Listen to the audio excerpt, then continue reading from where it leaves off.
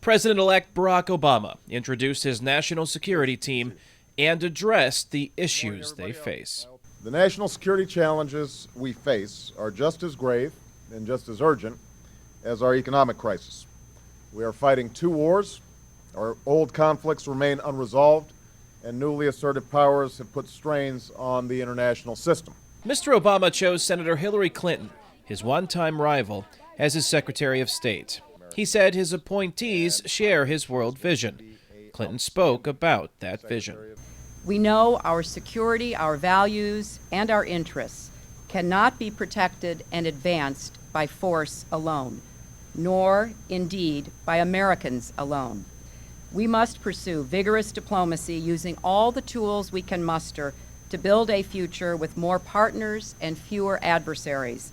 Also standing by President-elect Obama was Secretary of Defense Robert Gates. Gates will stay on at the Pentagon with a new mission, Mr. Obama said, to responsibly end the war in Iraq and make sure there are enough resources to succeed against al-Qaeda and the Taliban. With a profound sense of personal responsibility to and for our men and women in uniform and their families, I must do my duty as they do theirs.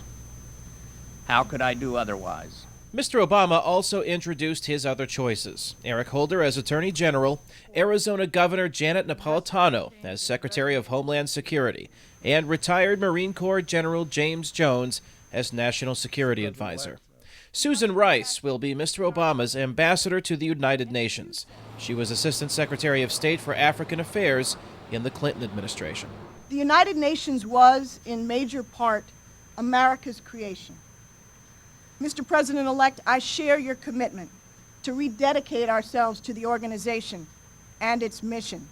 Answering questions from reporters, Mr. Obama explained how he chose his team. I assembled this team because I'm a strong believer in strong personalities and strong opinions.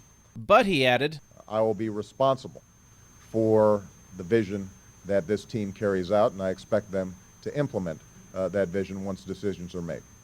So as Harry Truman said, the buck will stop with me. Mr. Obama has said he is making his appointments now to assure Americans he will not stumble into office. The inauguration is January 20th. Kane Fairbaugh, VOA News, Chicago, Illinois.